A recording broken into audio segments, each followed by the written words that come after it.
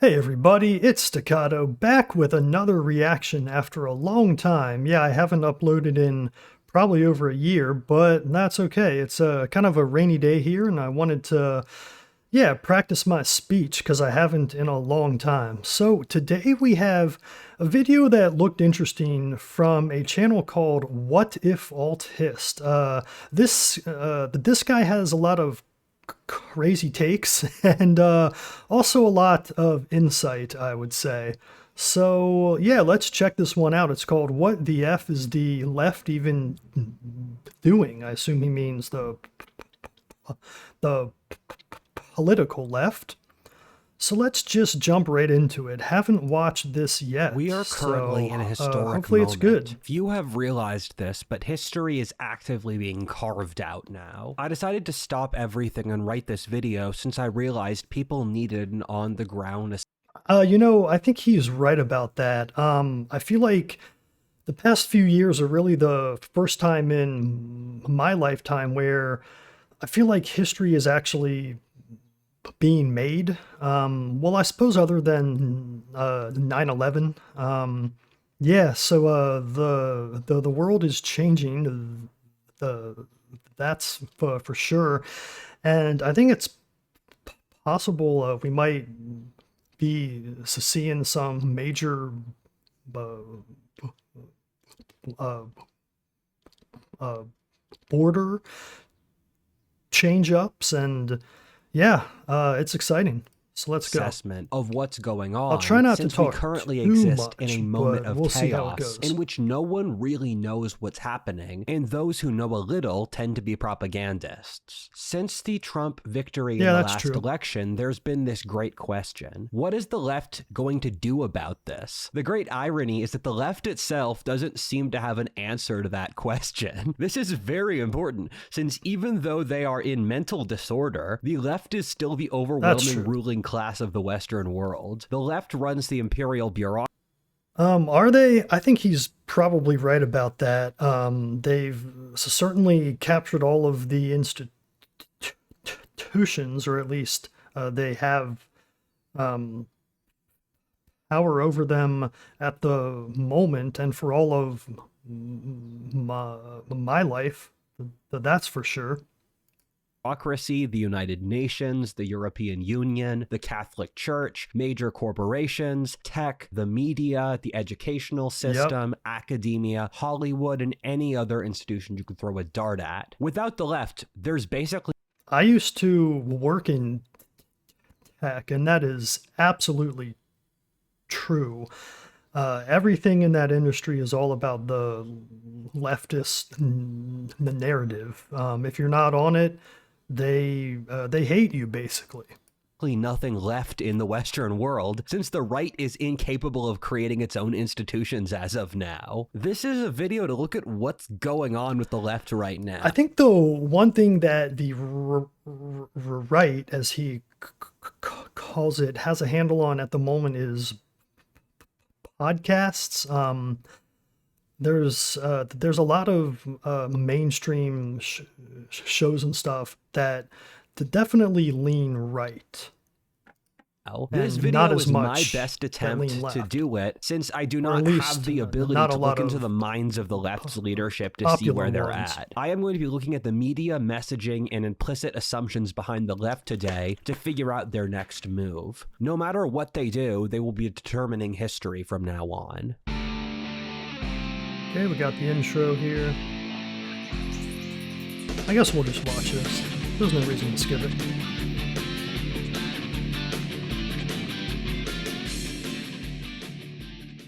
I spent a lot of time online studying for this video, watching videos and articles. And if you're anything like me, you also spend a lot of time online. One thing that's been super helpful for me, and I know will help you as well, is Surfshark, the sponsor of today's video. Surfshark is a VPN with 3,200 plus servers in 100 countries, allowing you to really explore what's going on around the world. Whether you're VPNs are awesome. I use one. I don't use Surfshark though, but I'm sure it's fine. It provides security to all of your devices to keep your personal information safe from big corporations and cyber criminals. As a content creator, I know how important internet security is, which is why I use Surfshark to keep my data safe. They also offer antivirus encryption, and Surfshark Alert will give you real-time alerts when they spot your data somewhere unsafe, providing as much security and opportunity as possible. So if you're looking to keep your data safe or to explore the world online, spoken into a is camera right in you. a long time, And so for this my is kind viewers, of they're offering awkward. 4 I months gotta extra free. get So just head to used to this again. surfshark.com/whatdeal. And At even least if I after you want to pay, upload they have a more 30-day videos, right? money-back guarantee if you're not happy with it. So click the link in the description, try Surfshark today, and explore what the world has to offer. Oh, okay, that wasn't very long. Cool. Let's get into the meat Part of it. 1, Will There Be War? Although Yeah, I this guy cover a wide loves variety of topics between talking about a anthropology, war, history, philosophy, let's see what politics, he and has to others. say However, here. the thing I've become best known for is my prediction that modern America is on the verge of a political crisis comparable to the French Revolution or the American Civil War. That America is about to experience a horrifying internal war between the right and the left, which will completely remake the current social order, leaving blood on the streets. If you're new to this show, that may sound insane. However, watch my half a dozen videos on the topic if you'd like to hear more. Especially so my one... Yeah, this guy has talked about this a lot. I don't know that I'm with him on this. I don't really think that the U.S. will head into a civil war, at least not anytime soon, whereas he thinks it'll happen within the next few months or years, and I'm not convinced of that. I don't know that either side really has that in them, at least not anytime soon. 1,000 deaths bet has gone pretty viral. Last April, I made a bet with my friend Andrew Heaton that America would experience 1,000 politically motivated deaths within the next year. I then said it on Timcast a few months ago, which broadcasted it out. People are taking this way more seriously than I did. I'm actually not keeping a counter, and the number 1,000 is relatively arbitrary. I find people get obsessive over games where you have a pre-established rule structure. The thing is that if America has 1,000 politically motivated deaths, we really have 50,000 or 5 million or 30 million. The way wars work is that when it rains, it pours. Overnight, you go from peace to complete social breakdown. So 1,000, except it could be a lot higher. I'm not totally positive I'm following him on that, but okay. This is what happened in the World Wars, the American Civil War, the Ukraine War, or even COVID. If we hit 1,000, you'll definitely know. Here we are nearly halfway through February, and it hasn't happened yet. There's not much really else to say. I was very open for my entire career that my job is betting against God, and I'm very transparent about my fallibility. If it does, it's hilarious hearing him to say that, but because this guy's like 23 or something, he isn't all that old, which doesn't mean he's not smart, because I think this guy is very well read, especially on history, and I respect his takes on history just because of how well read he is, but I think he lacks real world experience and just the knowledge that you gain from having been around longer and seen the same kinds of stuff happening over and over. You start to feel like things won't really ever change and we're kind of static. However, recently in the past few years, it does feel like change is on the horizon. So we'll see. It just didn't happen. There's not much else to say. I'm not going to fill your mind with useless chatter. There's no need to be children about this. This stuff operates under chance, and the impossible part of predicting the future is the actual timing. It's fairly plausible to get an underlying trend down, but to actually predict when it happens is vastly more difficult. For example, yeah, no one can predict everything accurately, obviously. That would be I very still think impressive. a major war is completely unavoidable. I think it's impossible to get out of the next 4 years without blood on the streets, however and whenever it happens. If it doesn't happen by this April, then I'm going to say within the next 4 years. If it doesn't happen by then, I'll just be objectively wrong. There's nothing else I can say. Sure. I see lots of people on my side of the aisle, and I will be open about my biases since they're pretty obvious, and if you don't agree, feel free to take my slant out, where lots of people on the right think that Trump could stop a civil war. I would say we've already seen Trump have 4 years in office. I do think Trump is the best president in living memory, which may sound dramatic, but here's a text wall to explain why. Okay, let's pause and read that. I love reading because I can practice my speech. Reading is always the hardest. So I say that Trump is the best president in living memory for a handful of reasons. Most presidents in living memory aren't that good. Yeah, I mean, I can't name any others that are. Trump was the only president since the 60s who saw an increase in quality of life for poor Americans. I don't know if that's true. However, I can't really argue against it. I feel like it probably is. He was the first president to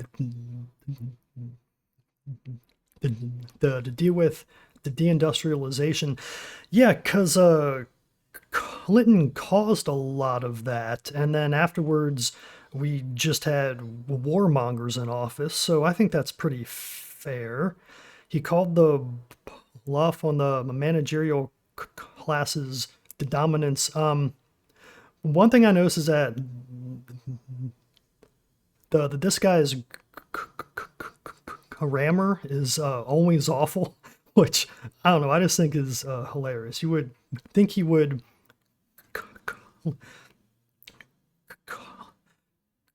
clean that up a little bit, right? And yeah, this one is totally true. The managerial class has ruled America for my whole life, and Trump is the only one who has called that out. So that one's true.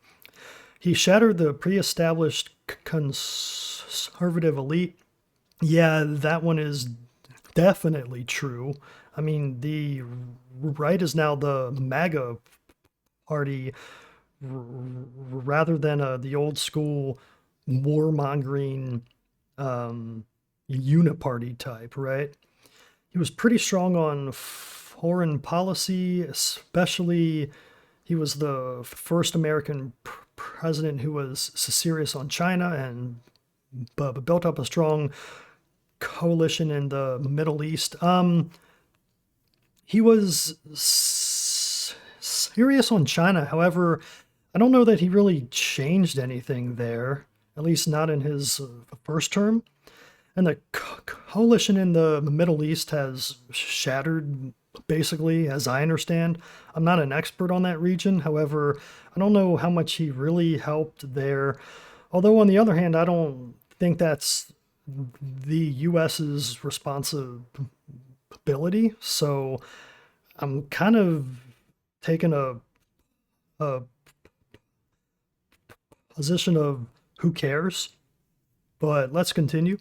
However, a competent business mogul can't stop this avalanche. The issues plaguing modern America stem back decades. The reason I think we'll have a war is that the average American exists in a state of poverty today. Due to complex demographic factors that mostly started around 1971, the average American has gotten significantly poorer. Well, I think it's really just all of the immigration, right? I mean, if we didn't have all of that, we would probably all be better off.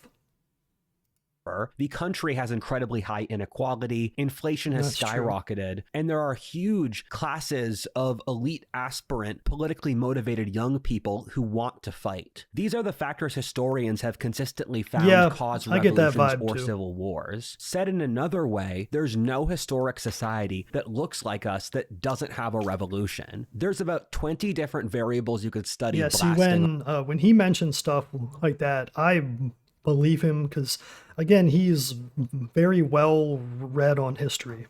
Off. Let's say we're about to have a revolution. If you're new to this channel, I purposely kept this segment short in order to not bore the people who have heard this spiel 100 times already. So how does this factor in with the left? Reality is made by a million little choices stemming from the minds of the players. I know the right pretty well, but the left is the other player in the game. Thus, in order to figure out what will happen here, we need to look into the minds of the left to see what their motivations are for their next potential actions.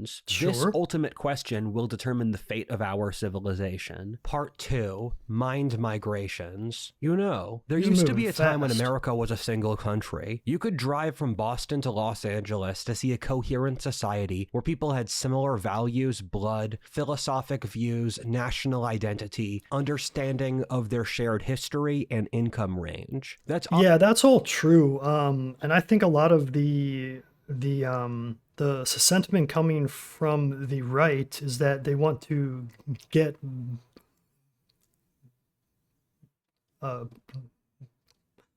back to that, and I agree.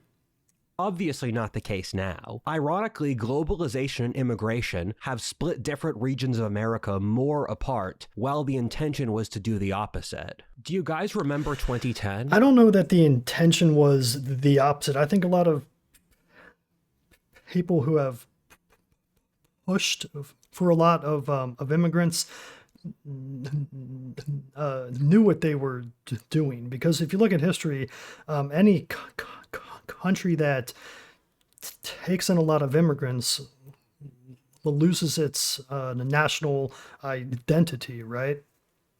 I think everyone who's watching this should be old enough to do so. For the 10-year-olds watching this, everyone whose intention was to do the opposite. Do you guys remember 2010? I think everyone who's watching this should be old enough to do so. I remember 2010. For the 10-year-olds watching this, I want to say I am very proud of the mental horsepower you have to be able to understand this at this age. And if society is still functioning when you're older, you could whacking himself off. Would probably become quite wealthy off being so precocious. Oh, if you understand this, child, you're so smart. However, 2010 was an interesting psychological state at complete odds with the rest of the human condition. 2010 was the last point where you could see that unified 20th century myth of America. I'll watch movies from 2010, and it feels almost as if it was a different reality that somehow I lived in. The last time you could see an America that looked if not 2010, then sometime around there. I'd say possibly up to maybe 2012, but he's basically right. Reminiscent of The Simpsons or Home Alone. This was a time when Hollywood and Wall Street were seen as Americana. The reason I'm pointing this out is that our society's collective psychological starting point is this time period. The great irony is that this old 20th century America was a lie and... Okay, I won't read all these. I'll just read them to myself.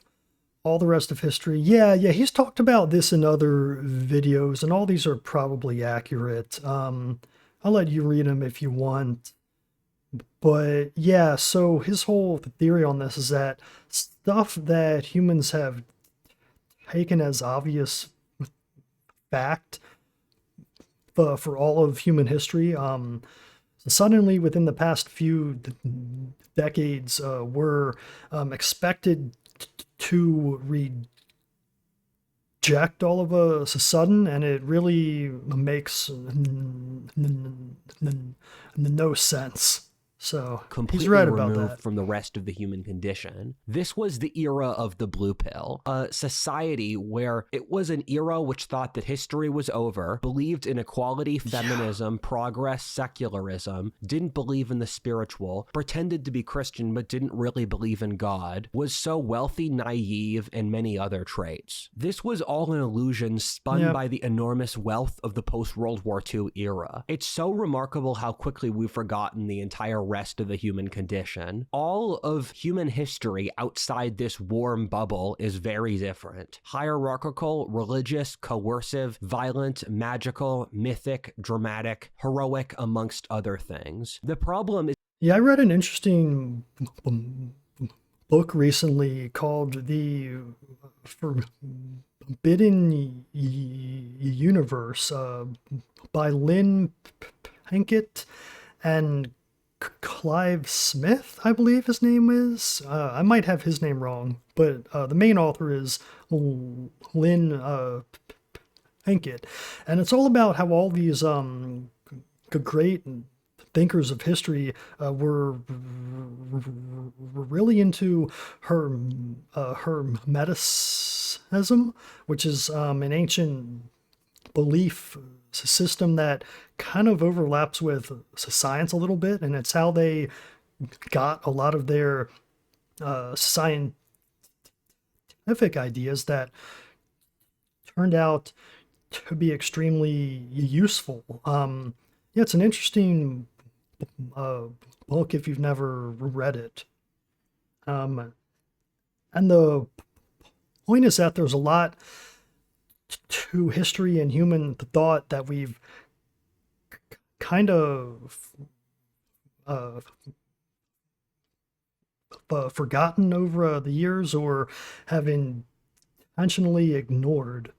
Is that the illusion of 2010, as time passed, became impossible to maintain for a larger and larger percent of the population. The main story of our times is how does one choose to leave the myth of the 2010 era? A major reason I believe we have to have a civil war is that America has become a country where we have different large demographics of the population who basically believe in different realities of the world that have been diverging more and more over the last few years. And these understandings of reality are completely... Yeah, I think that's obvious if you're paying attention. ...unreconcilable. I am going to split the population into different pills based off red pill terminology, since the only way you can understand the left is to see their own internal emotional journey. A major issue as well is that the society is completely incapable of coming to terms with the fact that the blue pill era was a lie. Thus, different factions have different... Yeah, you can tell this is a really young guy who's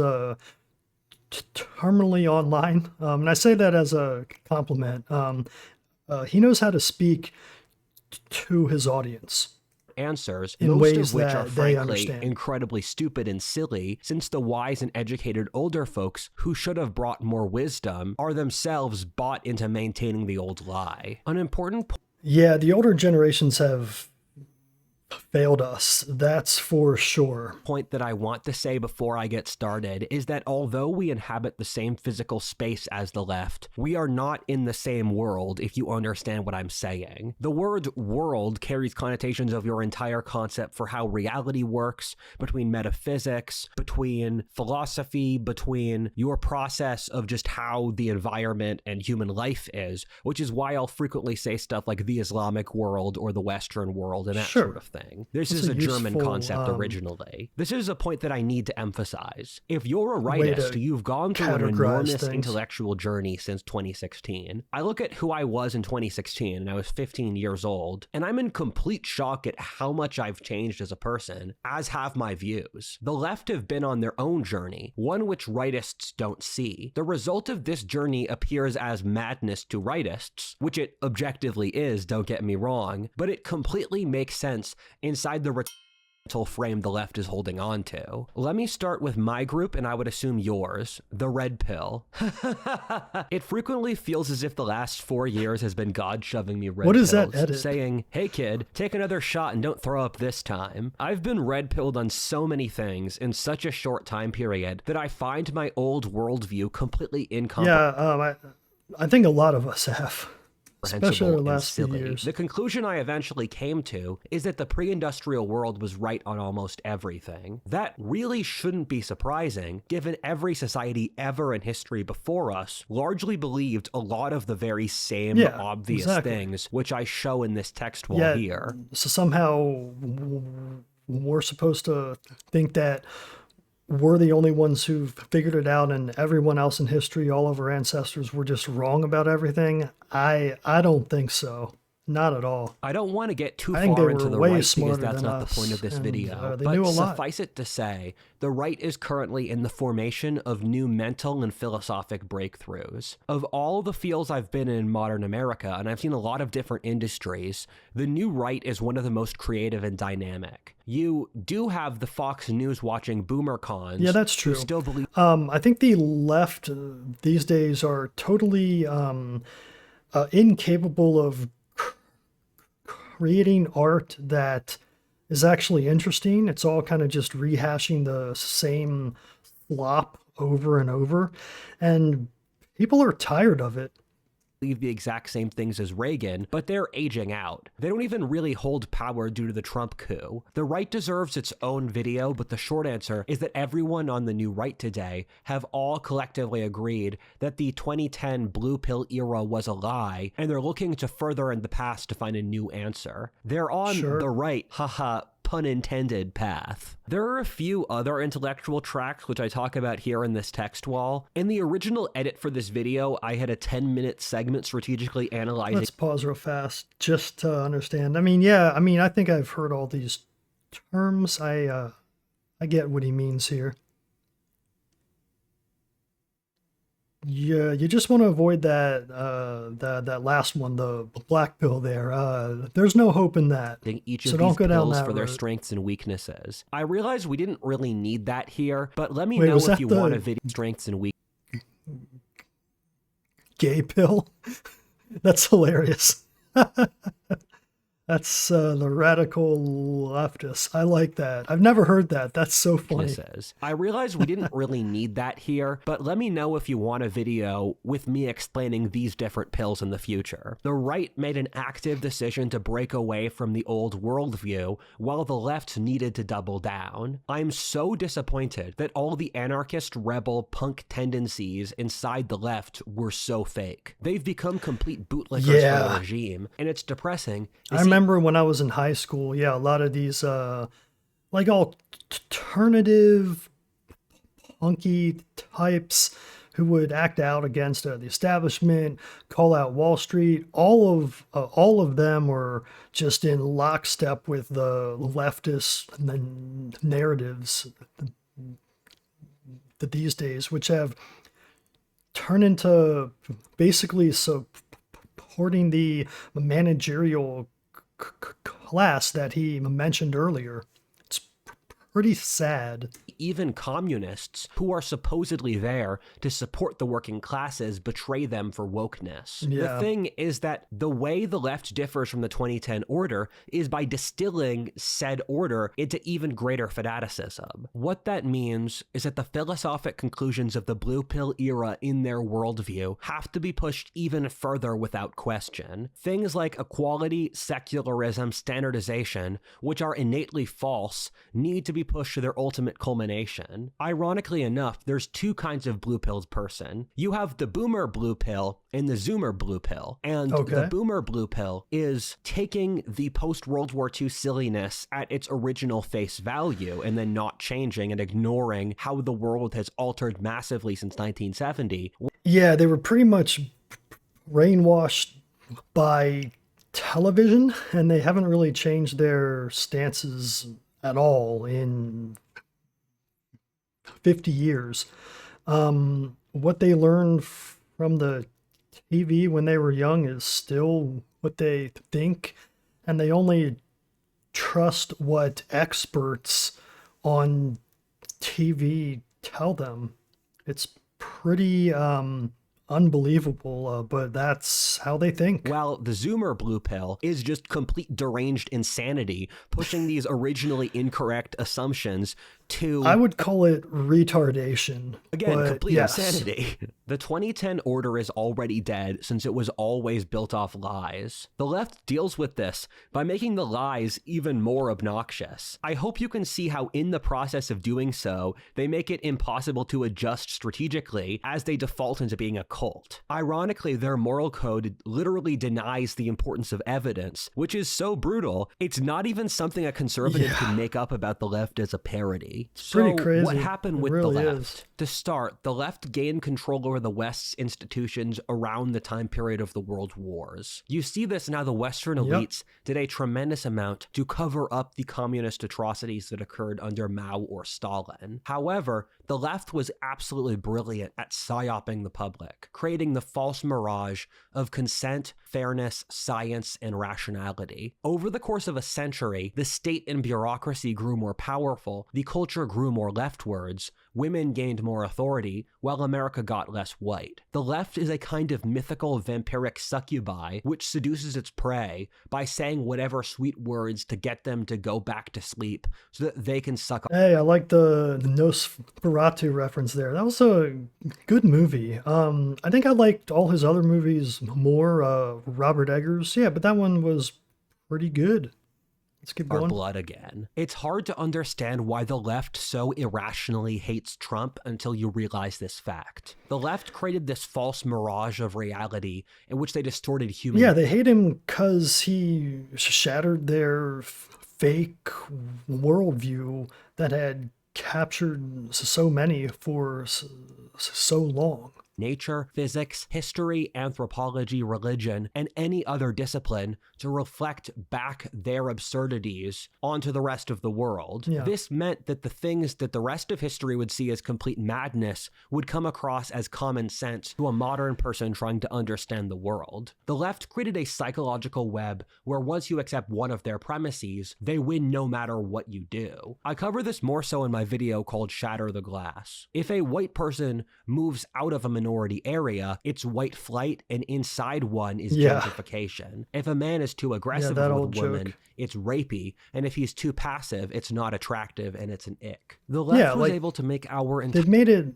so you can't win, because anytime you bring up a good point, that they explain it according to their worldview, and they don't care about yours or about history, which I think really matters a lot. Whereas they say, oh, that's old stuff and everyone was an idiot in the past, which is just absurd. Entire world reflect their lies, which made it almost impossible to break out of their web of illusions. The way I did it was from reading history, one of the most difficult fields to purely falsify, and this is why there are so many historians who... I haven't read enough history books. I got to read more. I have been. There's a lot of history, so it takes time. Become conservative pundits. The left was able to even get the right to reflect their own fantasies. The right was able to play along with the left's game of bureaucracy, safetyism, femininity, minority appeals, the college system,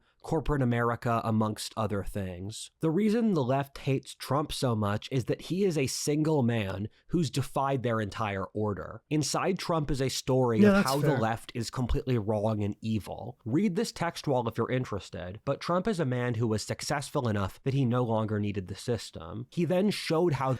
Yeah, so that's talking about how he pretty much challenged everything that they had held up as unshakable truths, basically.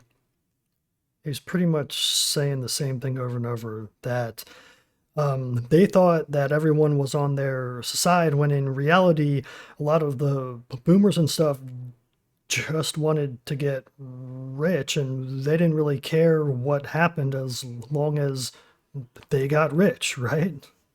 But Trump is a man who was successful enough that he no longer needed the system. He then showed how the managerial class had been destroying America by appealing to normal Americans who had been grounded under the heel of a machine, whether through deindustrialization, immigration, DEI, the breakdown of the family, the school system, and so many other things. To continue explaining the reason that the left hates Trump is that for them to actually understand why so many Americans voted for him, they would have to completely destroy their own worldview. worldview. They have to motivate their followers into hating Trump, since yeah, in they their false can't handle worldview, it if they can get rid of Trump, any explanation that they have just doesn't fit with their worldview, as he said, and so they go insane.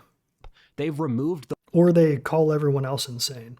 Okay, let's go back just a little. Hating Trump, since in their false worldview, if they can get rid of Trump, they've removed the one thing that can snap their mirage. Keep in mind that psychological studies keep finding that rightists are capable of mentally understanding leftists, but not vice versa. In fact, rightists have mental models of the left that are 3 times as accurate at predicting their worldview. If they can get rid of Trump, they've removed the one thing that can snap their mirage. Keep in mind that psychological studies keep finding that rightists are capable of mentally understanding leftists, but not vice versa. Okay, so he's saying there's actual studies that explain that people with right-leaning worldviews can understand the views of the left, but not the other way around. I'd be interested in reading those studies. However, that absolutely corresponds with my experience, because again, you try explaining anything to someone on the left and they just totally reject it or call you a bigot, right? Without any real thought behind it. It's just the line that they've always heard, and they're just repeating what they've heard. In fact, rightists have mental models of the left that are 3 times as accurate at predicting their actions and ideas than vice versa. This is for complex neurological reasons I explained in this text wall. So there's neurological reasons. That's interesting. I mean, it explains it. Everything we think is neurological, right? Left hemisphere functions right on right hemisphere. Interesting. The left operates on the left hemisphere and the right on the right hemisphere. So the left can only see half the picture of his world through money and power, has complete certainty, and is incapable of seeing intangible things like religion, community, culture. Yeah, I think they only care about how they feel at the moment and not really about history or culture at all. I think that's reasonably accurate. They think everyone's equal, we're all the same, and culture is an illusion, which is just nonsense.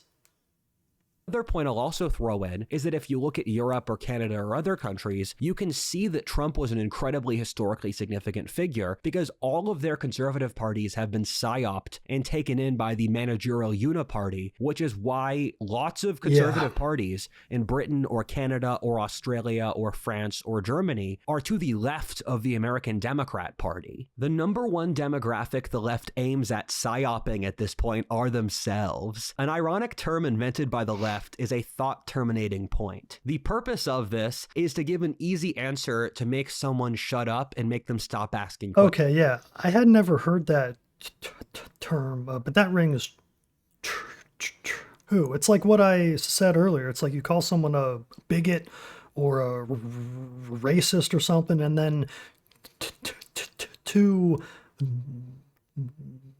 them, that's the end of the discussion, because you can't have anything after that. Whereas a person on the right's like, well, who cares what you call me? It's about the actual arguments, but they're not usually interested in having an actual discussion. Questions. This is a further incredible example of the point I keep on saying, that you can just look at the left's projections to figure out what they're doing. A great example of this is in one of my favorite movies ever, American Beauty, where a teenager works a crappy job to cover the expensive stuff he buys off actually being a drug dealer. For his dad, although the money he makes from catering is nowhere near enough for his son's obvious expenses, it does provide plausible deniability for his dad's denial. This is literally everything. That is the boomer mindset in a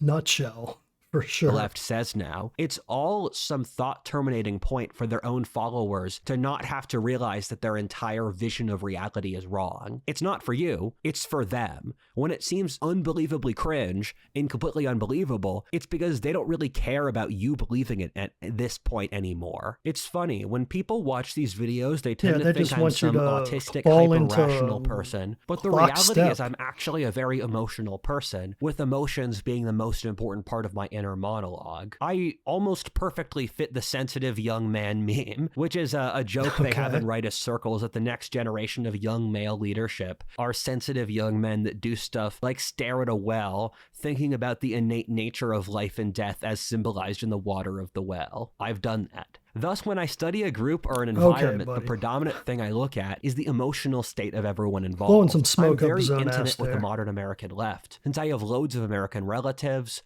I've lived for years in very left-wing cities, worked with leftists, and spent nearly a decade in leftist schooling. Yeah, I think here we for all this process, so I know exactly how it played out. A great thing the left never realizes is the only thing I would add is that he's still young and he doesn't necessarily have the experience required to fully contextualize all that. However, I think his points are obvious anyhow. Is that so the he's red not wrong. bubble is significantly weaker than the blue bubble in that almost no conservatives in America have never seen a leftist argument, but plenty of leftists have never seen a conservative argument. The left was very smug and complacent before Trump. It's crazy how many leftists today unironically believe that Obama is the best president in American history. Yeah, that's wild. He was awful. And here are some reasons why. Let's see. He radicalized U.S. aid. Well, we know that now, that's for sure. He tried to overthrow. Yeah, I wish we would get out of the Middle East and mind our own business. I don't understand why we're doing so much over there. We have oil. We don't need any of theirs. It's all about, I guess, making boomers rich, promoted deindustrialization, shocking inequality. Yeah, that's true, because we outsourced all our industrialization to China and India and Taiwan and elsewhere, and those used to be American jobs, you know? However, again, I'd argue Clinton is the one who really started that. And even as far back as Reagan, who I am not a fan of either, told Putin to invade Crimea. I don't know if that actually happened. I think that Putin just kind of invaded and Obama went, la, la, la, la, la, I don't care. Which, I mean, I think is actually reasonable, because Ukraine isn't a U.S. state. Who cares? It's not really our issue. But I don't really know too much about that. Radical leftists in position of power, that's definitely true. Preside over the rise of wokeness. Yeah, he kind of ran on the whole let's unify, and then he divided everyone further, right? I don't think America was ever more united in my lifetime than under Bush, as awful as he was after 9/11, right? Inflating of currency, yeah, absolutely true. And then Biden just worsened that to an extreme amount. And yeah, all the rest is probably true as well. Okay? Well, in reality, he was pretty terrible across the board. Obama gave the left a sense of stability, and they had grown used to complete social dominance, and that the world was guided towards their vision of progress. After Trump seized power, they had an emotional deluge. I talk about this more in the text wall in front of you, but the left went through something that so looks many like text walls. Let's kind of skim this real quick. See, the left went through multiple stages of grief, which is somewhat ironic in the first Trump rule. Yeah, I find that hilarious how everyone would rail against Trump, when honestly not too much changed under his first term. I mean, if anything, pretty much everyone's economic situation improved. I mean, I used to work with a guy who he got hired under Trump's first term because of how strong the economy was. And he didn't really understand that that's why he was able to get hired. And he was working at this blue collar job where he would just hate on Trump all the time. And I didn't really understand why.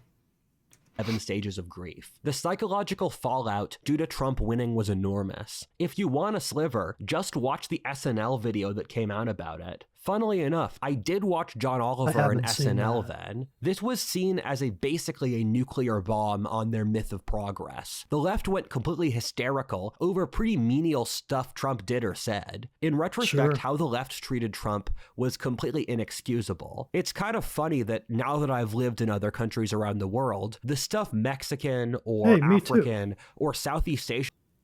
I'm not actually currently living in America myself. Politicians casually say is so much more tame than Trump, and no one cares in those countries. This was the period the left started to diverge from more tame than or African. That now that I've lived in other countries around the world, the stuff Mexican or African or Southeast Asian politicians casually say is so much more tame than Trump, and no one cares in those countries. Does he mean was less tame or more belligerent? I think he does. I think he just misspoke there, because otherwise I don't really understand that. This was the period the left started to diverge from reality. I remember seeing this in real time as a teenager, as I saw the left had made the conscious decision that reality didn't really exist, that facts didn't matter, and that the world itself was determined by the emotional experiences of the oppressed, and that power determines truth. Starting then, even as a 15-year-old, I knew that the left would go completely crazy. This, combined with the left's insane purity spiraling, means that the left started from there, couldn't help to go completely and crazy. They literally removed every single mechanism they could have used to recenter themselves from their own madness, since they got rid of all the dissenters while also removing any logical or philosophic reset mechanisms. I loved watching the left squirm over Kamala Harris, since I knew a decade ago that they would culminate in this. Their purity spiraling over race and sex was something they had no mechanism to stop, and thus it would eat them inside until they had to appoint a black woman as president. Yeah, she was a legendarily awful candidate, and I'm actually shocked at how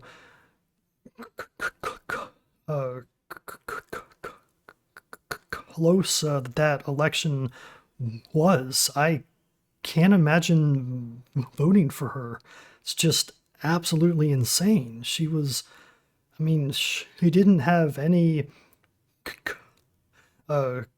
coherent values or arguments other than I'm a half black woman and you should vote for me because of that alone, which is insane. It's a wonder they didn't have to make her gay as well, or trans, or disabled. One who could barely speak publicly, who was universally disliked by both her staff.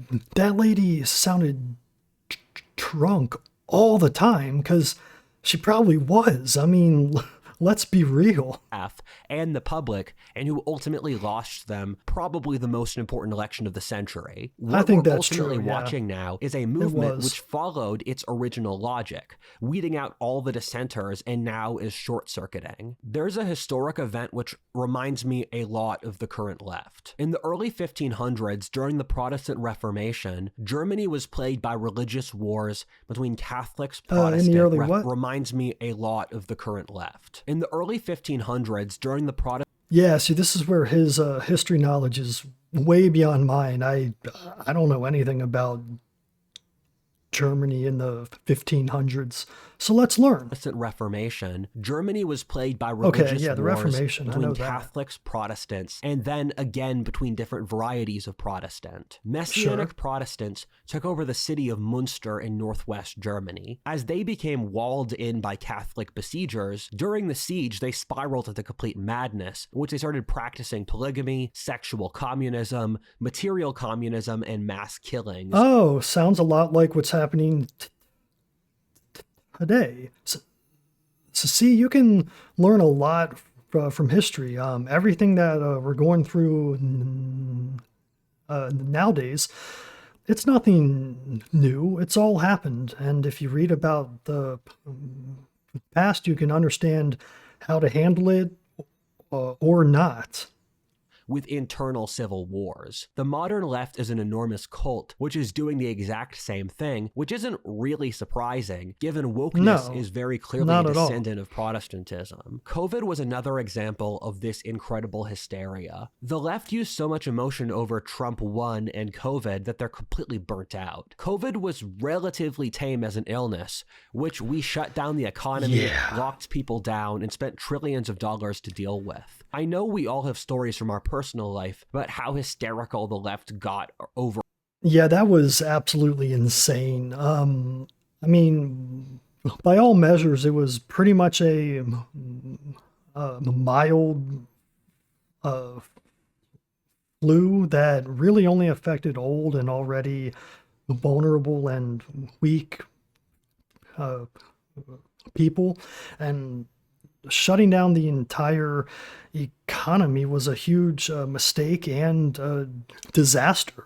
For COVID. The other thing is that with COVID, and especially so the summer of love, the left was able to gain complete institutional authority. This is important to realize. Well, that didn't last long. Changed the calculus and they perception still have a lot of that the power. Left. Before 2020, the left could convincingly lie that they were the downtrodden, supporting the common man. After that, in which every major institution was beyond woke, and wokeness was very clearly about complete domination of white men, with their complete removal from all public life. It was clear that wokeness was a very powerful, suicidal, and insidious force that would kill the West unless stopped. Where does this leave the internal monologue of the average leftist? And I think most people understand that. It's only the crazy radicals who don't. And unfortunately, they're the ones in power still even now. Like you look at a lot of these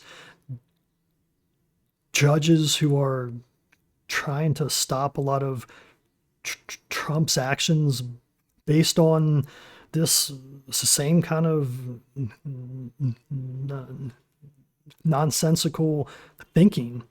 In mind that if you're a leftist at this point, just as one example, many filters that you're so deep into the cult. It was a decade ago when the free-thinking leftists like Joe Rogan, Russell Brand, Shoe on Head, Dave Rubin, Sad Gad, and all the others migrated into the rightist. Sad Gad. I think his name is Gad Sad, right? I don't know much about the guy. Keep in mind, the average leftist has probably never heard an honest conservative perspective in their entire lives. Yeah, the thing with woke people is that as wokeness has become significantly more nihilistic, suicidal, and evil. And all those guys he mentioned are now kind of considered on the right, even though they're not really. They're just totally against this whole extremist leftist way of thinking.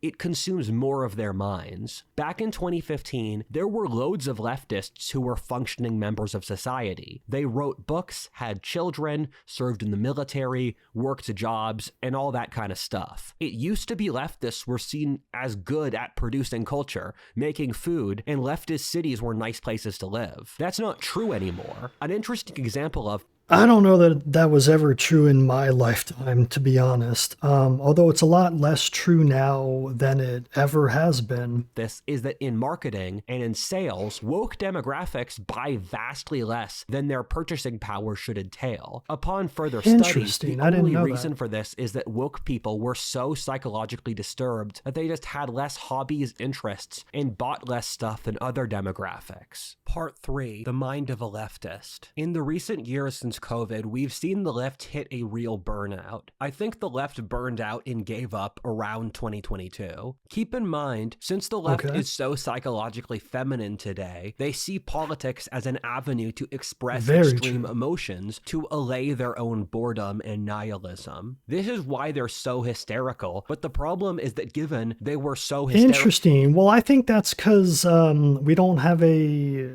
shared unifying culture anymore. Everything is so shattered in America. They don't have any outlet to express their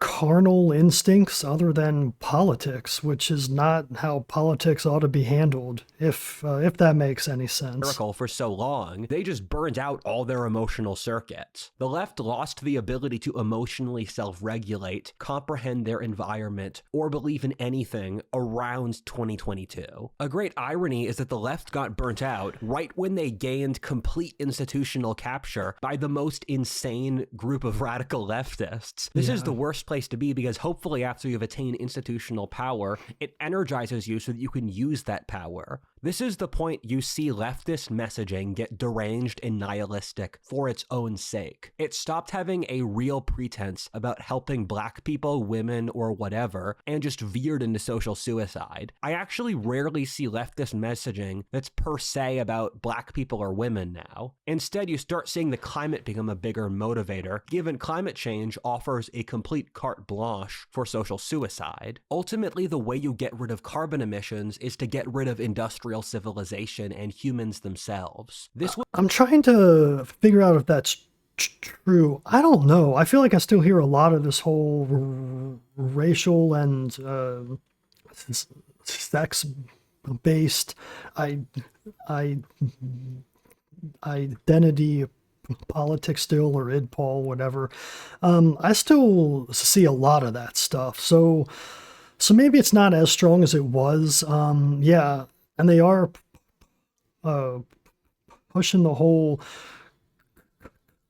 climate agenda as well also.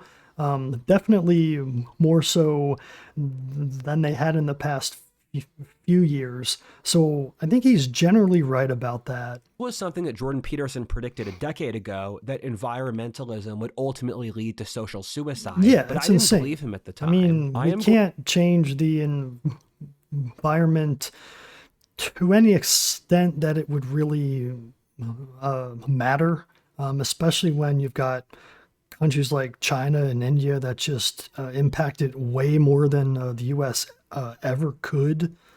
So it's a losing argument for everyone. Going to coin Lynch's law, stemming from my own last name. Oh, Lynch's he's coining a law. To coin Lynch Wait, let's go back. Social suicide, based on his own name. That's hilarious. I am going to coin Lynch's law. This guy is hilarious, man. He has a huge ego, which I think you have to have if you want to make videos online. So I respect that. It's just kind of hilarious.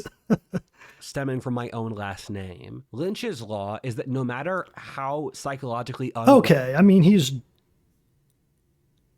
joking a little bit here, so I'll let that slide. Well, you believe the left to be, they're even worse. This is a phenomena I keep finding in one way or another from all the ways I've interacted with the left. I feel like he's just renaming another of these laws I've heard. But that's okay. I mean, he's just messing around. Leftists casually who believe the most suicidally deranged nihilistic stuff that you can tell were fed to them by their own peer groups, in which they are in complete agreement. This is a brief list of genuine things I've seen and heard in my personal life, not even online. I've seen multiple friend groups of girls my age who all became lesbians together simultaneously. I've seen it normalized among young women that having children is morally wrong due to climate reasons, where they'll often want to adopt a... That's totally insane. Why else would you be here if not to have offspring and reproduce and continue on your bloodline and your existence? It's nuts. And again, this is one of those points that for all of human history, this was obvious, and all of a sudden now we're supposed to reject that, which I don't understand at all. A minority baby instead. I've seen leftists talk about banning the air what to young women, but having children is morally wrong due to climate reasons, where they'll often want to adopt a minority baby instead. I've seen leftists talk about banning the air conditioner in the American South for climate reasons. I don't think we ought to be allowed to adopt babies from other countries. I think that's wrong. Can't really explain it. It just feels like child trafficking. I mean, it is, right? Isn't that what, the left used to be against that, and they aren't now for some reason.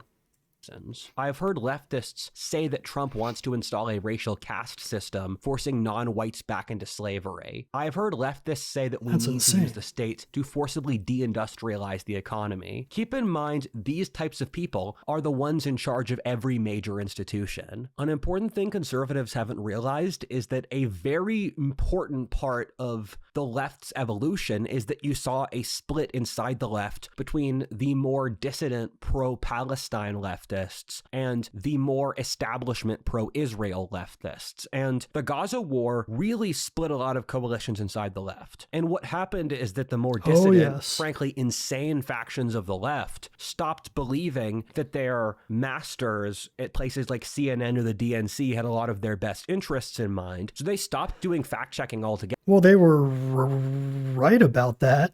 So, which means that they're getting news from TikTok and Instagram, which has no factual basis. But they're getting that's almost worse. And because they don't trust anything the system says. And although it isn't worse, I mean, I would rather get my news from TikTok than CNN. I mean, that's for sure. At least on TikTok, you get some real everyday people sharing their views, whereas on CNN you only get the managerial classes, uniparty perspectives. It's all a bunch of nonsense.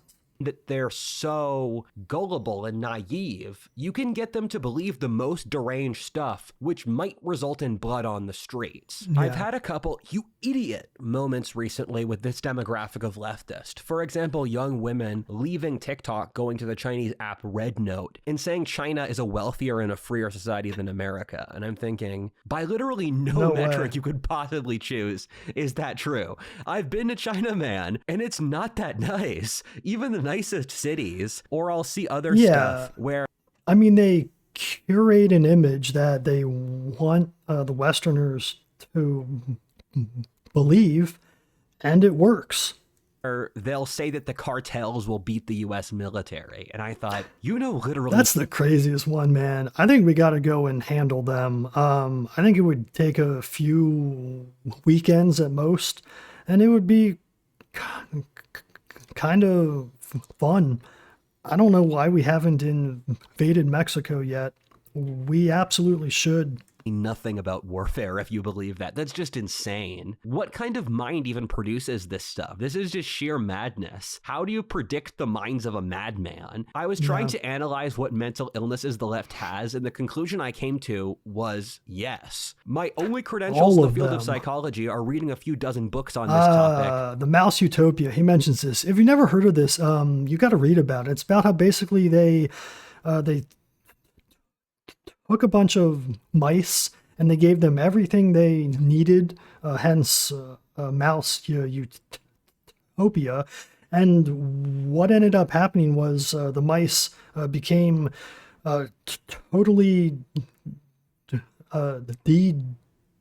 degenerate and devolved into like homosexuality, and they would like eat each other and kill each other, and it was just insane, and it reflects real life pretty nuts. But the left does show traits of schizophrenia, egomaniacalness, narcissism, PTSD, self-loathing, suicidality, amongst others. Past a certain threshold, it's just insanity, man. Suicide is the dominant endpoint at which they aim for the complete destruction of the West, their home. Yeah, I think a lot of this stems to the fact that a lot of these leftists have, for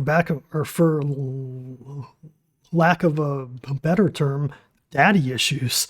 They weren't loved when they were young, and they grow up essentially hating humanity and just want everyone to suffer as much as they do.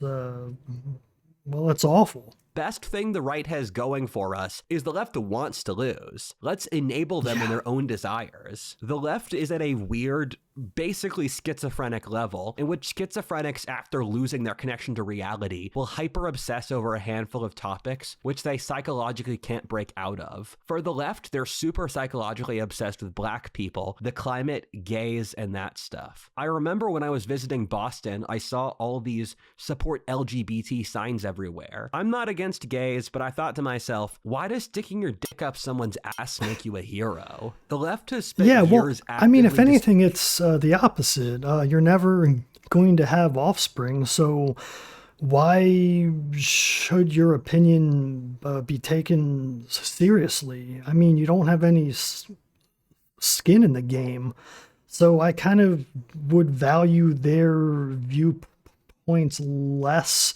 than others. There's an argument where, like, if you don't have any kids, you shouldn't be talking about politics at all. And I can kind of understand that. It sounds reasonable to me anyway. Discouraging literally anything except these topics, so they're mentally stuck. I remember when I was in college, the professors literally asking me how my every essay related to oppression. When I was in high school, So this is the difference between my generation. I didn't really have a lot of that when I was in college, although it was kind of starting right as I graduated. So definitely a generational divide there. On the other hand, I took a lot of science-oriented courses and largely avoided the whole liberal arts stuff that a lot of even my friends got taken in by. So it did exist. It just wasn't as prominent as when he was in school, I would imagine. Remade the entire curriculum to be around leftism. This is important since we stopped reading Shakespeare, Beowulf, or Charles Dickens, all of which they replaced with leftist authors. They replaced teaching history for talking about blacks in Harlem a century ago. We didn't cover the Industrial Revolution, that's or insane. the World Wars, or the French Revolution.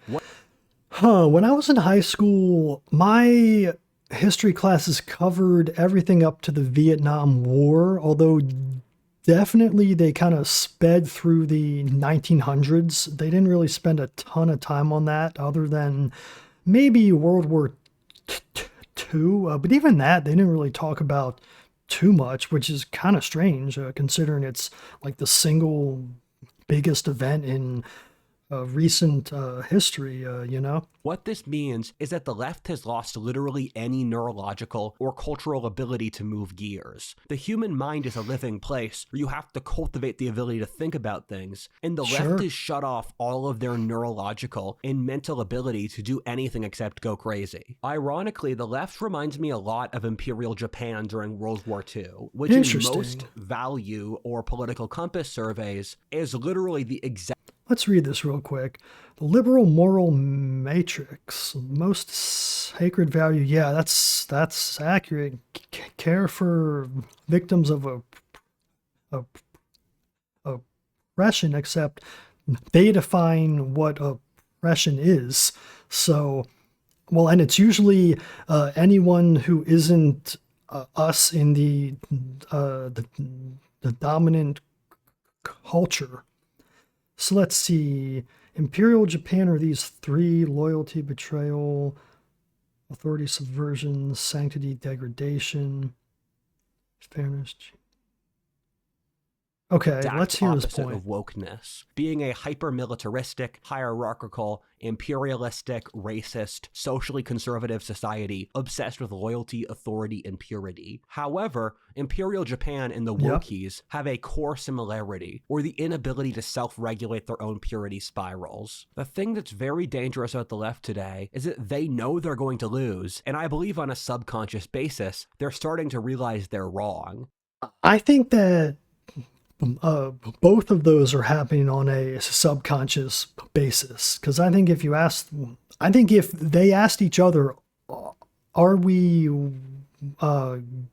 going to win, that they would still say yes, and they would actually think that, even though something inside them is like, no, we're not. They push that down and they act as if it isn't there. Which I will talk about in the next segment. A horrifying thing to watch in Japan's World War II history is that the Japanese became so aggressive and militaristic that they made horrific miscalculations, ultimately killing their entire empire since people were constantly trying to outdo the other in insanity. This is how Japan declared war on a coalition of nations with 20 times their population at the exact same time. We're seeing a few very dangerous psychological conditions which add up here to something really bad.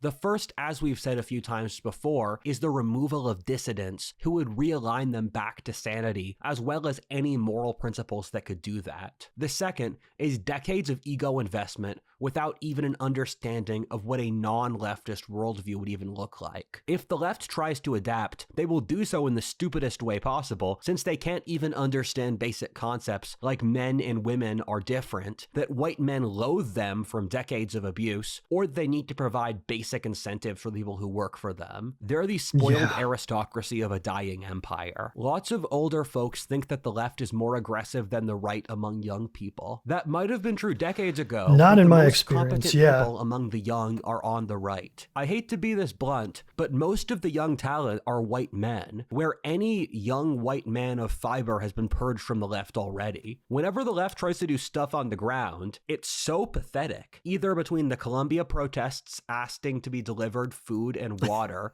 or Chaz in Seattle collapsing into a military dictatorship run by a SoundCloud rapper and losing their food supplies within a few hours. So hilarious. The left lacks any tactical ability or strategic thinking at all. They can only make wrong they're decisions. useless. They're used to having reasonably competent people above them who just handle everything, and when they're handed the reins, they don't know how to handle them. Columbia protests were a huge tell for me, which I can't understate. First of all, I'm the same age as these kids, and so I know they went through about half a dozen years of anti-Holocaust programming, and then the second they get out of the cradle, they're saying intifada. Watching the videos was insane, firstly since they're so overtly bloodthirsty, which I think was a huge PR defeat for the left. Secondly, they're so obviously Marxist. They were talking about the world revolution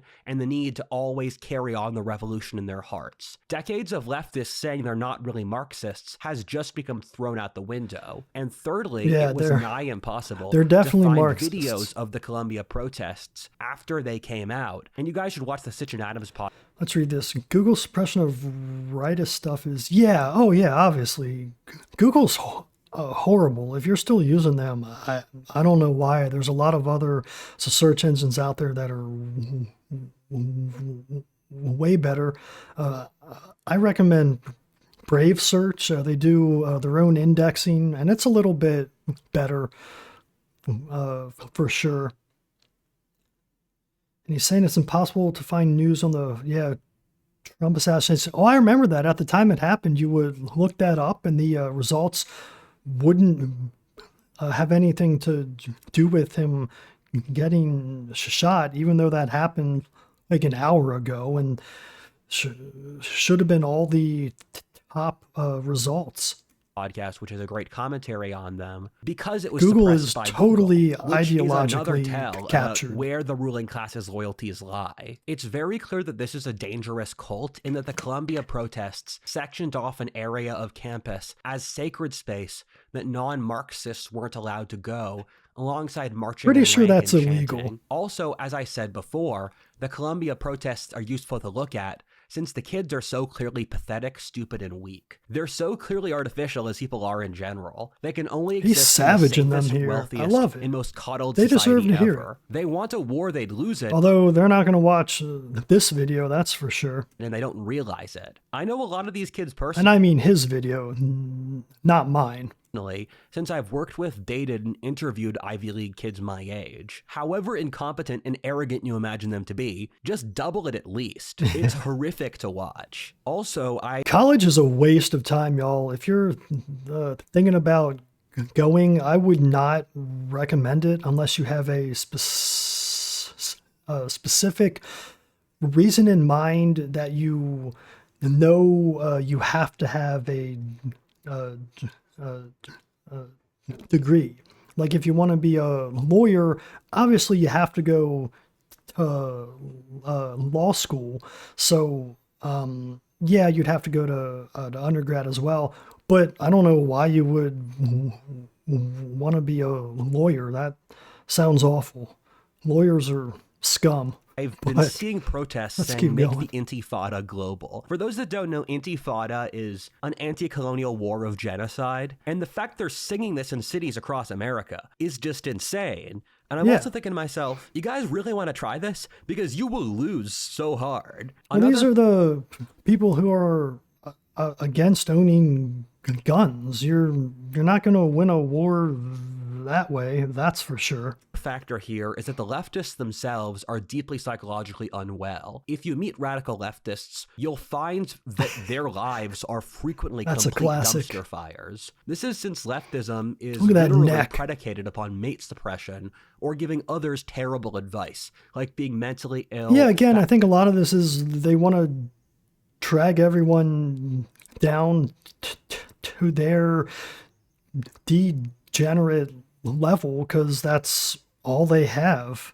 At poor, underachieving, and that stuff being good. If you want a look into this, just look at the lives of leftist streamers, almost all of whom's reputations have been destroyed by one bizarre degeneracy or another. I don't watch a lot of streamers. I've just heard stuff, and yeah, it's crazy. Like that guy, Destiny, he mentions him here in this text wall. He was caught having sex on camera with another guy. It's what, dude? It's keep that cool behind. The left said that all that degeneracy was fine, but it actually wasn't true, and then it destroyed their reputations. It's a real bait and switch. One of the most horrifying parts of the left is how much they encourage mental illness. There's an almost hilarious stat of comparing mental illness by demographics, and literally half of far-left women have a diagnosed mental illness. I'm not convinced that they actually have mental illness. I think that the way they answer questions and the way they act looks like they have one because of how brainwashed they are. However, you might argue that that's what a lot of mental illness is, so they actually do have it. I don't know. I'm not like other girls, or most conservative pundits, in that I am very sympathetic to mental illness. I think trying to solve the mental health crisis is probably the most important thing I want to accomplish before I die. However, the left does mental illness in the most counterproductive. However, I think the answer is we need to reopen a lot of these mental asylums and start putting these lunatics into them. That's how we've handled it for most of human history, and we had it right. Way. For example, as I've tried to heal from PTSD, I've worked with a leftist and a rightist therapist. The leftist therapist kept on saying, I hear you, and tell me more. And I'd say, no, I want you to actually heal my condition. Yeah. And I couldn't do that. And then I moved over to a rightist therapist. So the only therapist I've ever used are for speech, speech therapy, which isn't like really therapy, or at least it's not supposed to be. It's more like physical therapy, like where you practice techniques to handle your stutter, or whatever it is, in my case, stuttering. And one of the therapists I had would try to frame it as like you need to think of yourself as a person who stutters, and that's okay. And you need to acknowledge that you stutter, it's who you are, and you can work around it and handle it. And I just always had a problem with that, because I just wanted to be normal. I didn't want to think about myself as a person who stutters. I just wanted to be a person. And I still feel that way. And I hate the idea that I would walk up to someone and introduce myself as, oh, I'm a person who stutters, and you got to handle that. It's almost as if you're making it so someone else's problem that they have to be in on with you and handle. Whereas I just want to not stutter, right? I don't want to be accepted for who I am. I just want to not stutter so I can get on with things. And that was never really my speech therapist's perspective. So I stopped going to her. To actually set goals with a certain type of EMDR therapy for actually accomplishing certain degrees of healing. I think that's very paradigmatic in that it shows that one of these doesn't actually want to solve your issue. They just want to make your bearing of your own patheticness easier. And the other actually wants to... That's what I just said. Yes, exactly. He's exactly right. It's insane. Therapy's a waste of time, y'all. Solve your condition. And leftist mental health involves enabling their worst traits. And it's crazy to go to blue states and see young people where they'll proudly talk about having anxiety and depression and powerlessness and other traits. And when you do psychological studies of leftism, you'll find that they have all these things and they have absolutely no interest in fixing. Yeah, I mean, I hate even mentioning I have a stutter, although on YouTube I feel like I have to, because otherwise a person who watches might not even understand like what the hell is happening. It's like, okay, is this guy retarded?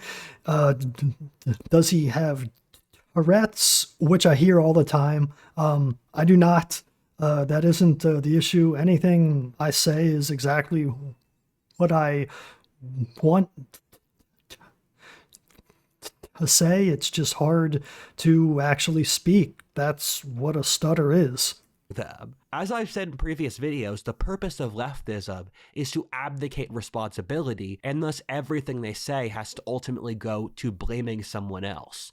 This puts them in a horrific mental trap of their own making, which they refuse to break out of. Part 4. Short Circuit. I paid one of my friends to watch 10 hours of BreadTube content and some mainstream leftist media for me, and then write a strategic analysis. For those that don't know, BreadTube is the term for leftist YouTube. He did a great job. I haven't heard that term in a while. Man, that takes me back. Whew. And it was actually the origin of this video. I was going through the recent BreadTube content today just to sum up. Yeah, I haven't watched any of that in a long time, probably because the YouTube algorithm is honestly pretty good, and it stopped recommending me that stuff a long time ago because I don't watch any of it.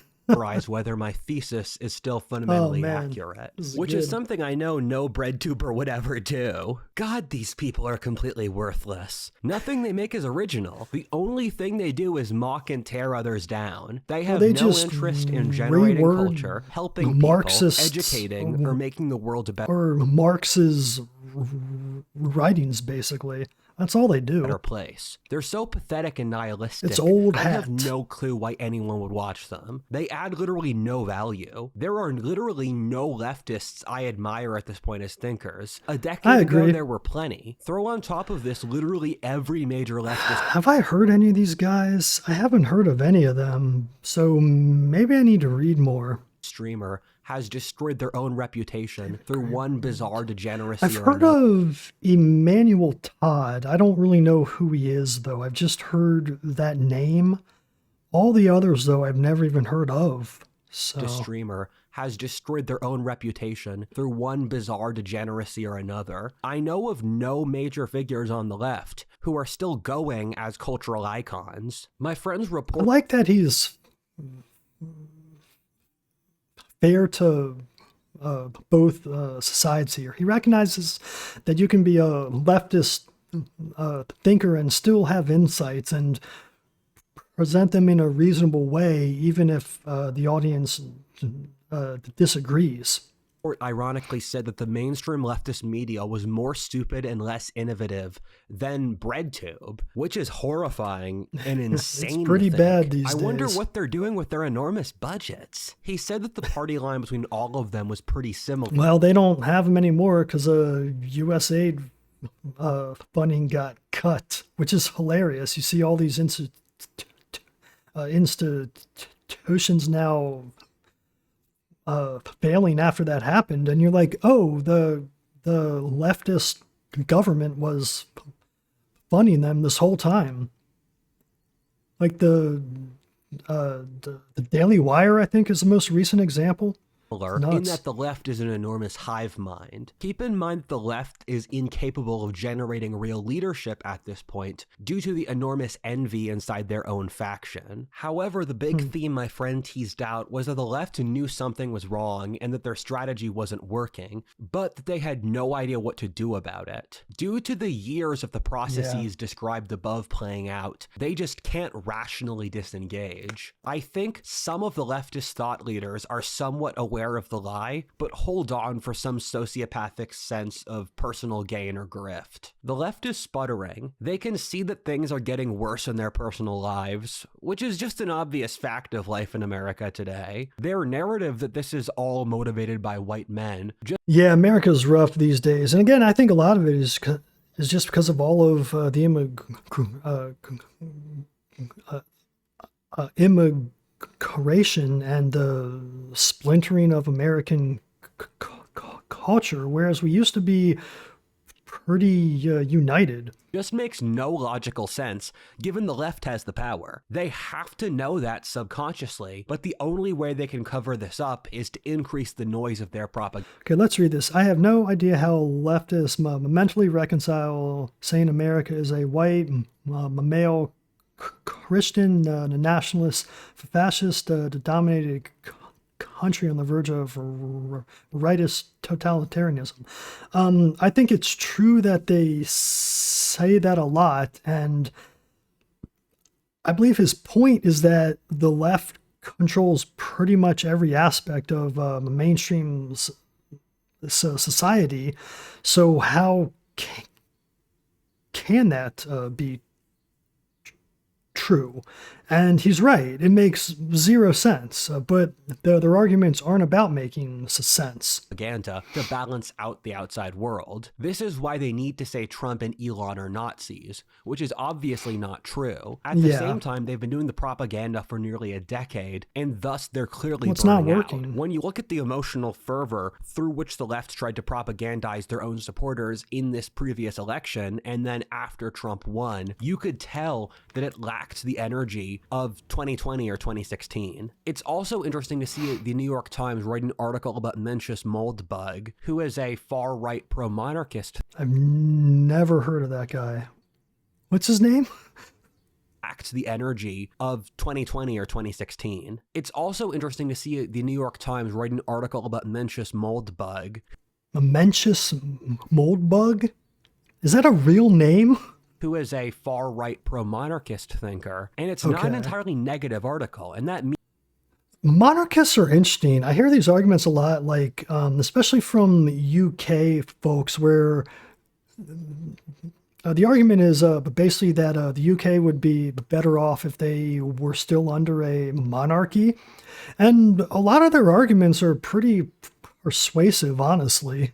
I mean, I'm American. I'm against monarchies, obviously. But in the UK, I mean, maybe they ought to think about that. I don't know, though. I'm not an expert on that. They've got a lot of points where it's like, yeah, this whole uh, uh,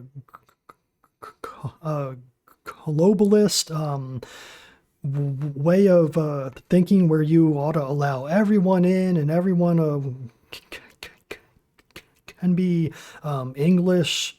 Now it's just not working, and something's got to change. Means to me that parts of the mainstream leftist media are having doubts. I don't live in the UK though, so I don't really care. I'm an acolyte of just saying, Moldbug, and I serve his interests. And we've spoken once, which is it's people making stuff up. On top of this, it's clear that the left is losing elite support. Elon, Zuckerberg, and Bezos have all left the left. Yeah, that was hilarious. Signals a sea change in the entire tech field. Trump won again, and these guys are like, "Oh, we backed the wrong guys. Let's kind of quietly jump ship and move over here now." I mean, I don't trust Bezos or Zuckerberg at all.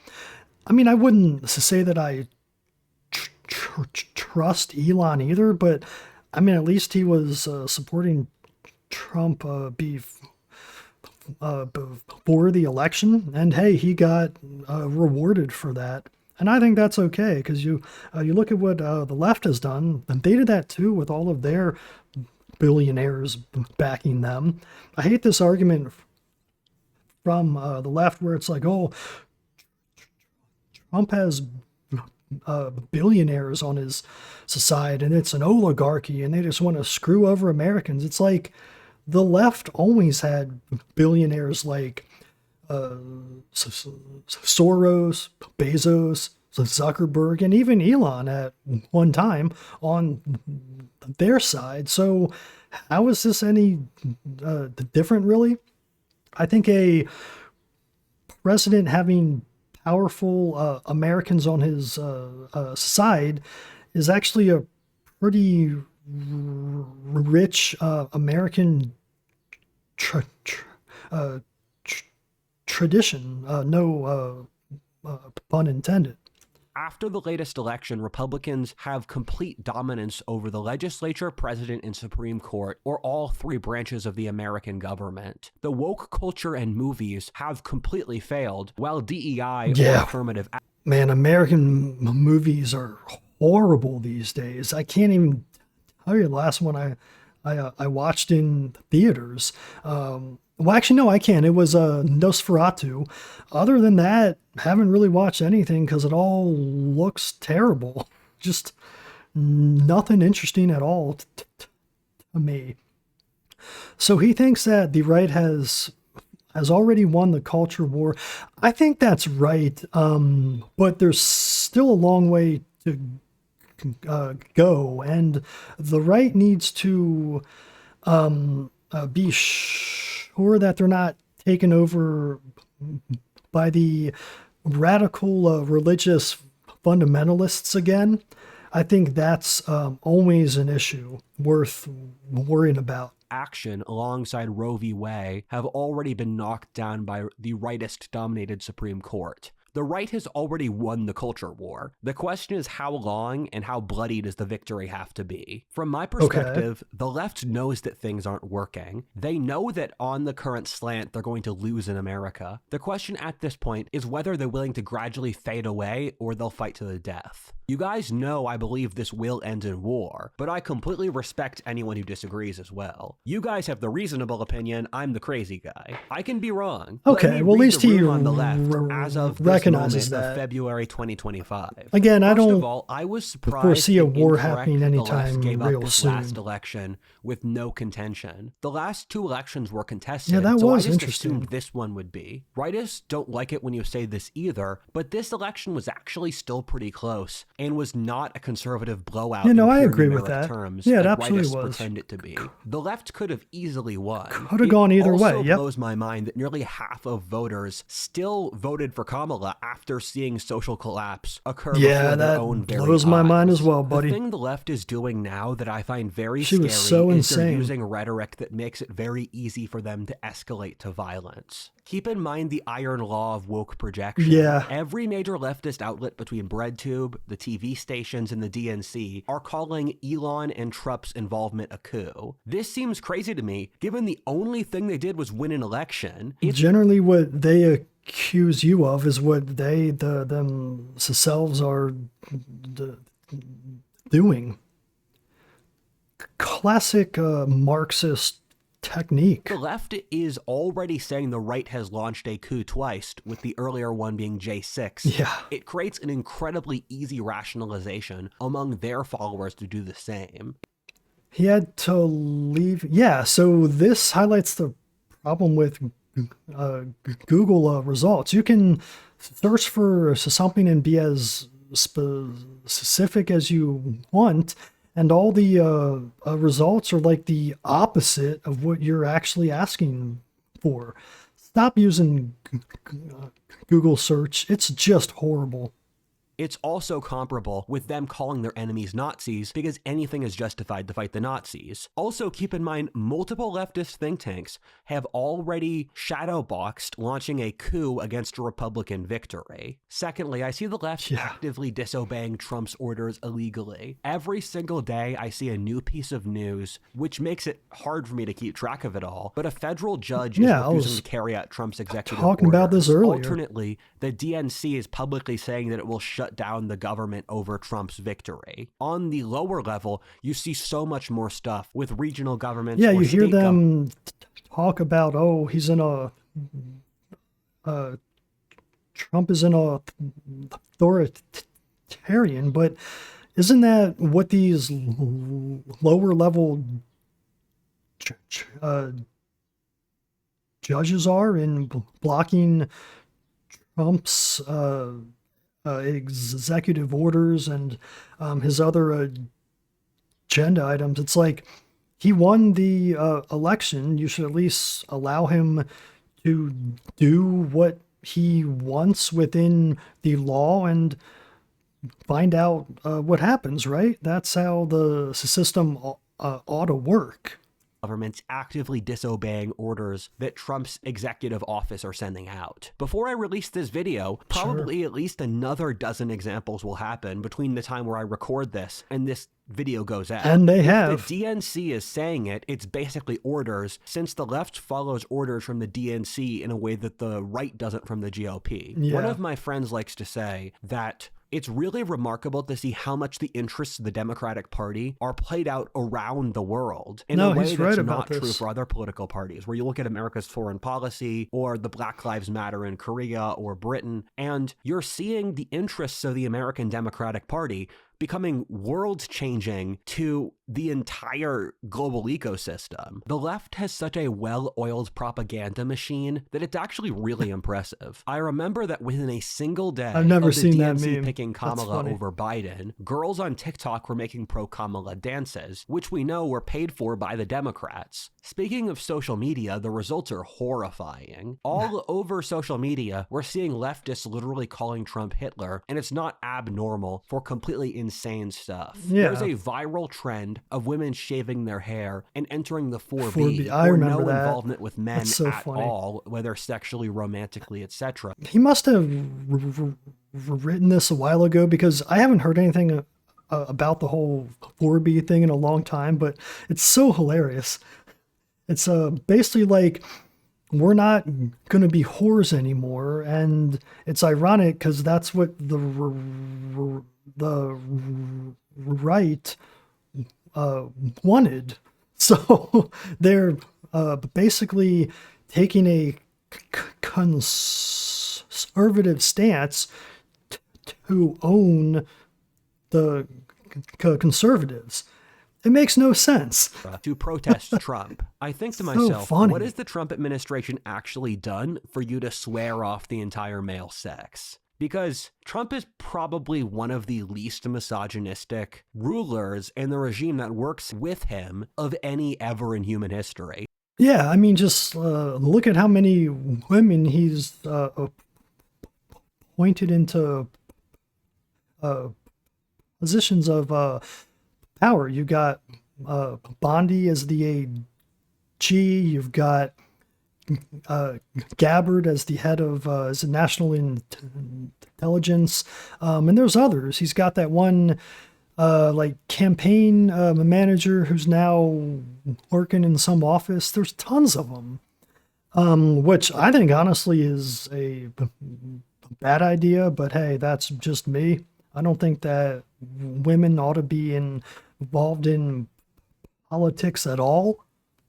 So if Trump's too misogynistic for you, I'm sorry, look at the rest of the human condition. Yeah, Things really. get so much worse from here. There's this trend called cute winter boots. Do not know their history. That leftists need to start buying cute winter boots in order to start carrying out terrorism and violence against Trump's America. This is like TikTok latte culture. It's all nonsense. Like, you can just ignore it.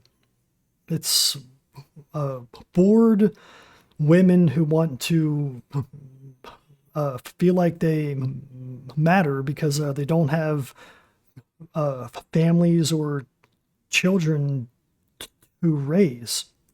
I find that hilarious, since it's the most feminized way possible to call for war, and it comes across like something the I can't read any would of that make as a parody. Reddit is going viral, with the homepage getting results calling for open rebellion. Reddit is filled with all of Reddit's these a cesspool, man. What an awful Capitol, site. targeting Republicans or Filled assassinations. Isn't it crazy takes. how the left gets away with stuff like this? Well, if the right does it, it's a national panic. Also, let's not pretend this stuff they're can't happen, hypocrites. given how Trump has already faced multiple assassination attempts. As of now, this is just a palpable vibe, but there's definitely the energy for the left to revolt or start something. If they do so, it would be the best thing possible for the right, given the left would start with zero possible deniability, as the right would be in the legal right, thus would be able to probably get the entire support of the armed forces and the median swing American voter. The left would lose. The only reason they would launch a war like this is the realization that otherwise they will lose for all the reasons mentioned above. In fact, the major wars of the pre-industrial world have started in that one faction realizes that if they don't have a war, they will lose their supremacy through peacetime. This is what happened in the World Wars, the US Civil War, the Crimean War, amongst others, including the classic Thucydides. And this is why I don't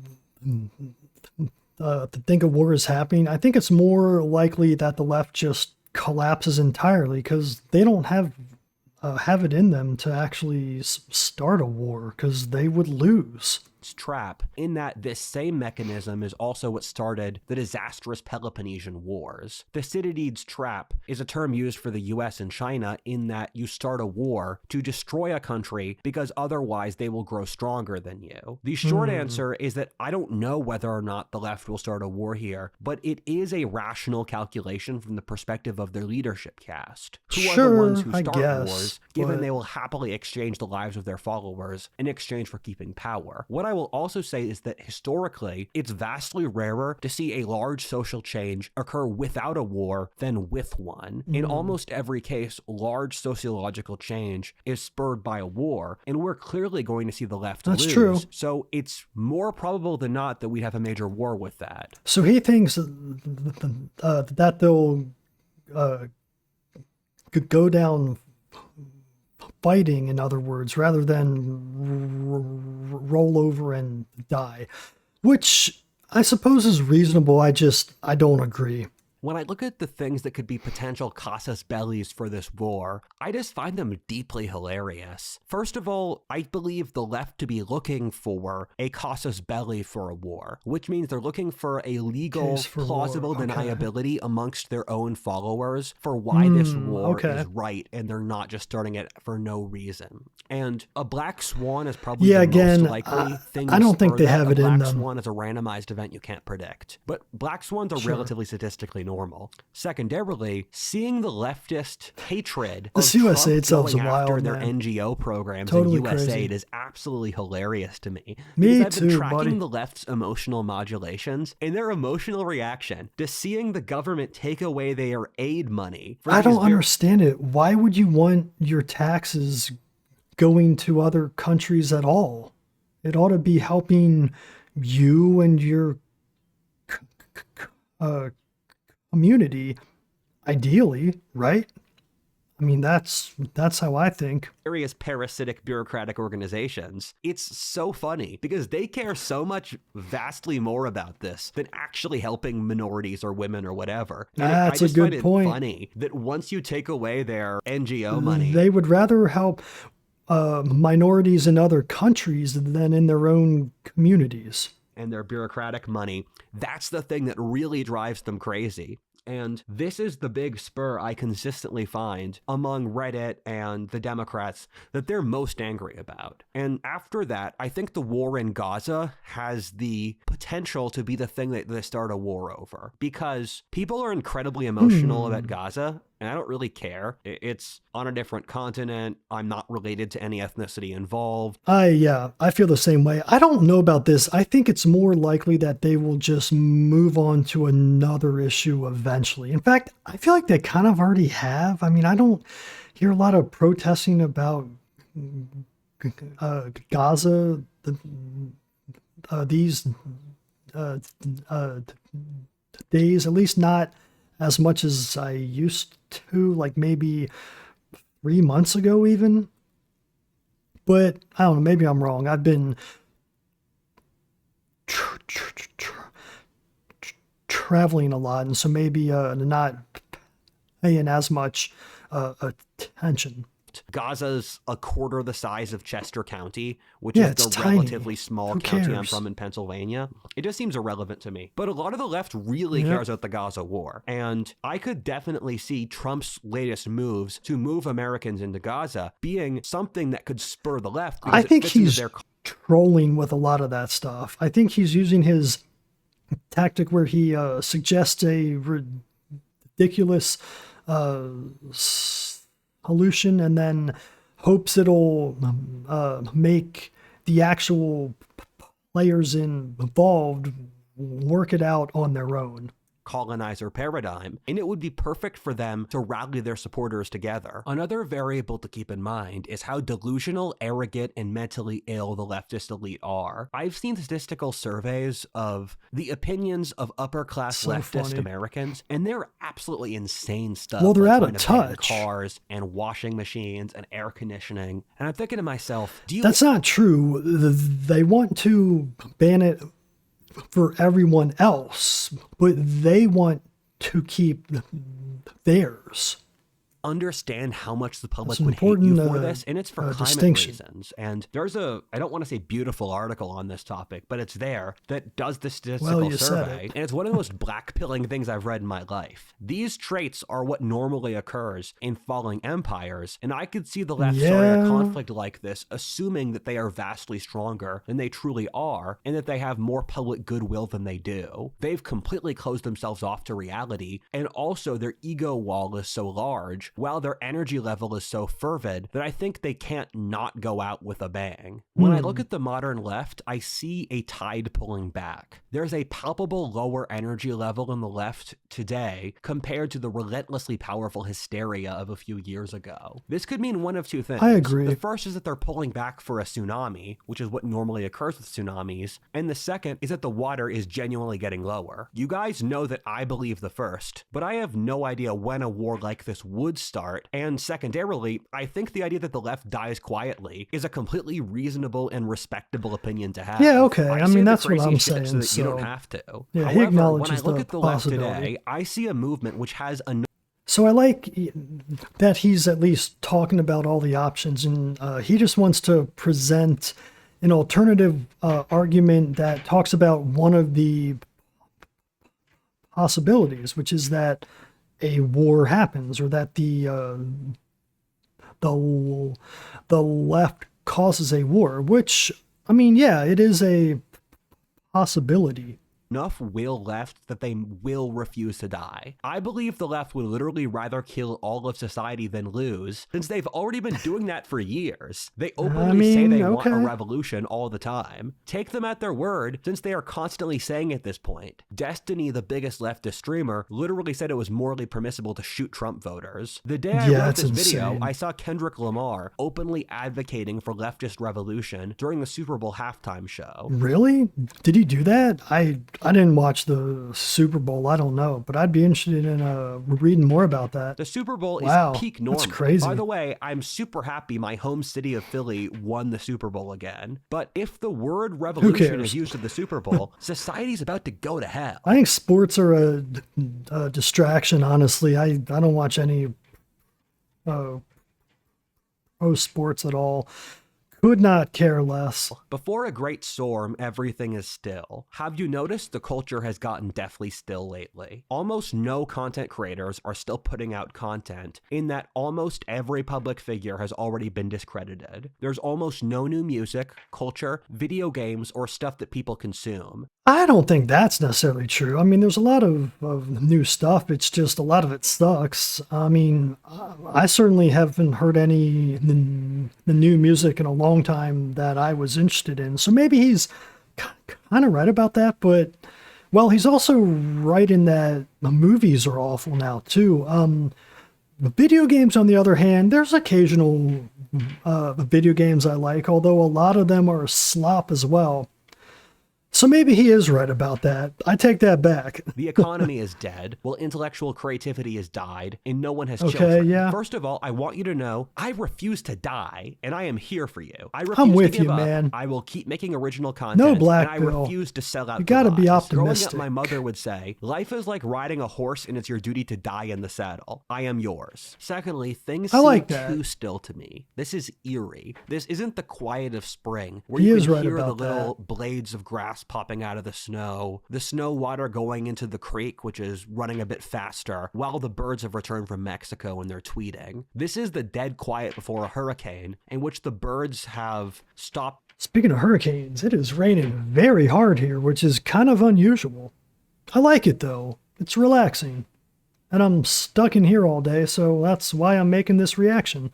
And I'm happy I did. All right, it's almost over. Singing. Let's watch the rest. The dog is hiding in the shower, and you have a crippling headache, while the air is still and humid. I don't know how to articulate it, but something feels evil in the air. I try to pray and meditate every day for 20 minutes. He's right. And through that process, I try to disentangle my own desires from the... I meditate every day also, except I do it right before bed. That's the time it works for me. Environmental pollutants around me, or the crap I'm picking up from my environment, and then also relating my relationship to God. And I use it as a way to emotionally disentangle Introspection how is I very relate to good. my environment. And it's felt as if we're leaving the age of the zombie and entering the age of the demon. The age of the zombie is lifeless. Yeah. Had you asked me 2 years ago if I thought that demons were a real thing that exists, I'd say no. It's just like a story that we use to help further our culture. However, I've totally changed my view on that. I think that the demons are absolutely real and they exist and have a lot of sway over humans who aren't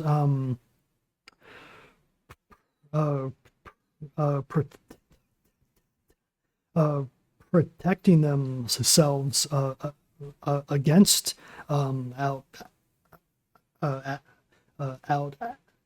outside influence. Monotonous, soul-crushing, boring, and soulless, and all other words related to those of the thesaurus. The age of the zombie over the last decade is how so many people have lost their...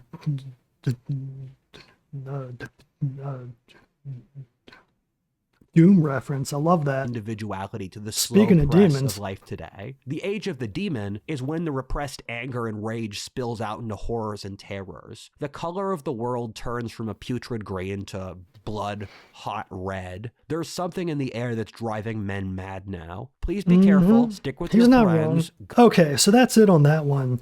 Yeah, that was a very interesting video that I think can be summed up as leftists thought history was over, yet history rolls on. So thanks for watching this with me, and hopefully I'll have more reactions or other content soon. All right, see y'all.